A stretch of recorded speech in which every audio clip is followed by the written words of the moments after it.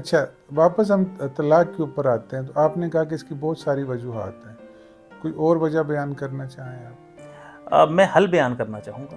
جی حل بتائیے. اور حل کے اندر کیس اسٹڈی بتاتا ہوں آپ کو. صحیح. یہی سیم کیسز ابھی پچھلے دنوں ہم ٹریننگ کے اندر ایک پورا کا پورا اس پہ ٹاپک رکھتے ہیں کہ طلاق کے اوپر. اچھا، نہ غیر ضروری طور کے اوپر گھر ٹوٹنے چاہیے، نہ غیر ضروری طور کے اوپر ساتھ رہنا چاہیے.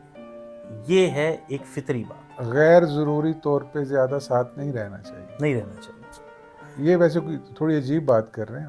ہاں نہیں، عجیب نہیں ہے، بڑی فطری سی بات ذرا ہے. اسے آسان کر دیجیے. اور مطلب یہ ہے کہ نہ غیر ضروری طور پہ طلاق لینی چاہیے، نہ غیر ضروری طور پہ نکاح بچانا چاہیے.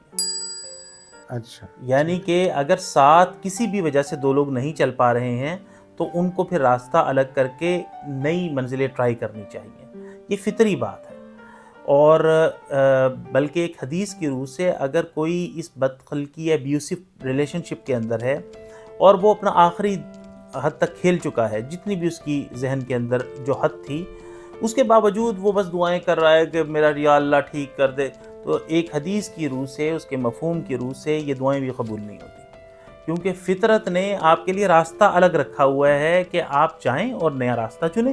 کیوں جڑے ہوئے ہیں ایک دوسرے کے ساتھ؟ ہزار وجہ ہو سکتی ہیں کہ دو لوگ آپس میں نہیں چل سکتے ساتھ. صحابہ میں اسی لیے طلاقیں ہوئی نا. حضرت عمر نے طلاق دی، حضرت عبداللہ بن عمر سے خلا لی گئی. ان تو کتنی صحابہ اور صحابیات کی آپس میں ہوئی. مختلف وجوہات کی وجہ سے. یہ نہیں ضروری کہ ابیوسو ریلیشن شپ ہو، یہ بھی ضروری نہیں ہے کہ مار پیٹ ہو، یہ بھی ضروری نہیں ہے کہ کوئی ٹاکسسٹی ہو، ذہن نہیں مل سکا ساتھ.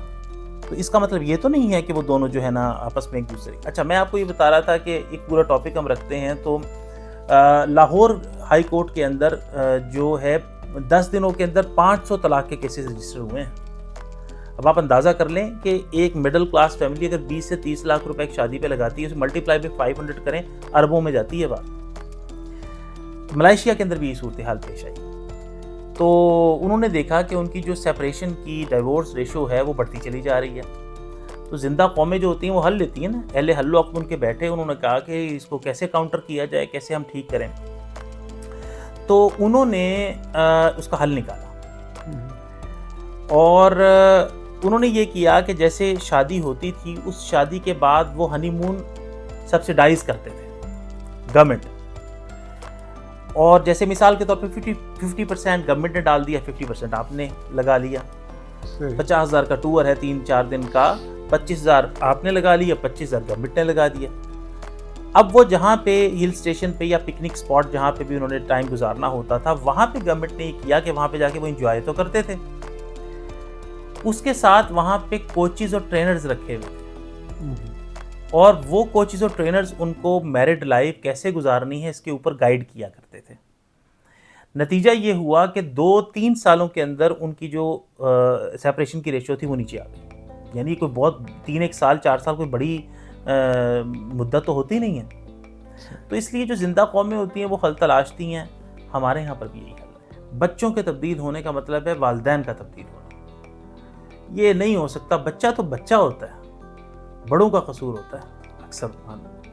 تو تیسری چیز یہ ہے تربیت اولاد کے اندر نا، شاید اس کو ہضم کرنا پڑے میری اس بات کو، کیونکہ آپ نے کہا کہ وہ بچہ پیدا ہوتا ہے ادھر سے ہم کہتے ہیں جی یہ اس کو ہم انجینئر بنائیں گے، اس کو ہم ڈاکٹر بنائیں گے، اس کو ہم جو ہے نا وہاں پہ لے کے دوسرے ملک کے اندر پڑھنے کے لیے بھیجیں گے، اس کو فلاں جگہ کے اوپر کریں گے. یہ کیا کرتے ہیں نا جی. اچھا، یہ بھی نہیں پتا ہوتا، اتنی لمبی امیدیں باندھی ہوتی ہیں اور اس کی ڈیتھ ہو جائے گی تو تم کیا کرو گے. تو ہم تیار ہی نہیں ہوتے. اسی لیے ہم بین ڈال رہے ہوتے ہیں، کیونکہ ہم فطرت سے کوپ نہیں کر رہے ہوتے، فطرت سے الائن نہیں ہو رہے ہوتے. تو خدا نے اسی لیے اولاد کو فتنہ کہا ہے. الا ان اولادکم واموالکم فتنہ، آزمائش ہے تمہارے لیے. تو یوں ہی نہیں، ان کو بت نہیں بنانا، کسی بھی محبت کو بت نہیں بنانا. میرا جو میں عرض کرنے لگا ہوں وہ یہ ہے کہ بھائی اتنی لمبی سوچیں نہ سوچا کریں اولاد کے بارے میں. یہ ٹینشن، میں نے کتنے والدین کو دیکھا ٹینشن میں پڑے ہوں گے، ان کا ڈپریشن لیول کہیں گے ڈپریشن کی طرف جا رہے ہیں، بلڈ پریشر لو ہو رہا ہے، ہائی ہو رہا ہے ہمارا، بچے نے نمبر یوں کر لیے، فلاں ہو گیا. تو بھائی یہ کام آپ کا نہیں ہے. وہ بچہ بڑا ہوگا، اپنا راستہ بنا لے گا. آپ زیادہ سے زیادہ یہ کیجئے کہ اسے فیسیلیٹیٹ کر دیں، اس کی جو صلاحیتیں ہیں ان کو پہچاننے کے لیے فیسیلیٹیٹ کر دیں اس کو. لیکن یہ کہ جی یہ یہی بنے گا، یہ بڑی اپروچ غلط ہے.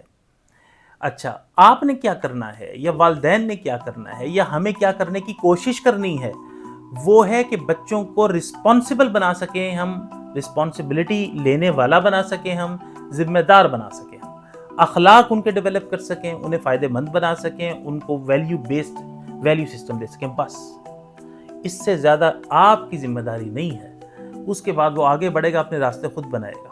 اتنا بولڈ اس کو بہادر بنانا یہ والے کام ہے ہمارے کرنے کے، جس کی طرف ہم توجہ ہی نہیں کرتے. اسی لیے رسول اللہ صلی اللہ علیہ وسلم نے فرمایا ہے کہ جو باپ اپنی اولاد کو بہترین تحفہ دیتا ہے وہ تعلیم کی بات نہیں کی، وہ تربیت کی بات کی ہے، ادب سکھاتا ہے، ویلیوز دیتا ہے.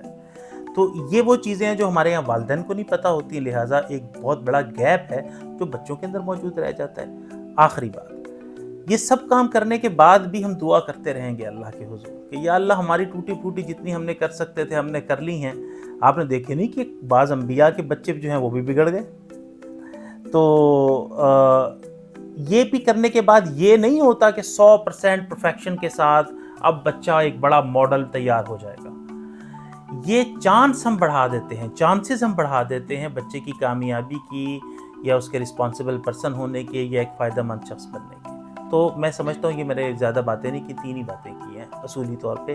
پہلی چیز یہ کہ اچھے میاں بیوی اچھے والدین بنتے ہیں. دوسری چیز یہ کہ جو والدین ہوتے ہیں وہ تبدیل ہوتے ہیں تو بچے تبدیل ہوتے ہیں.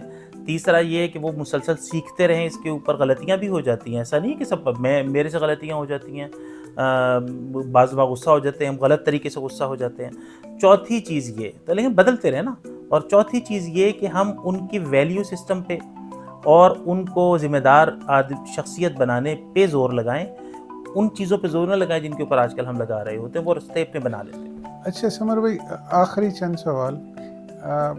مجھے یہ بتائیے کہ یہ جو ایک ازواجی تعلق ہوتا ہے میاں بیوی کا، تو ہمارا جو جوائنٹ فیملی سسٹم ہے یہ اس کے اوپر کس حد تک اثر انداز ہوتا ہے؟ جی کچھ اصولی باتیں ہیں، پہلے وہ کر لیں.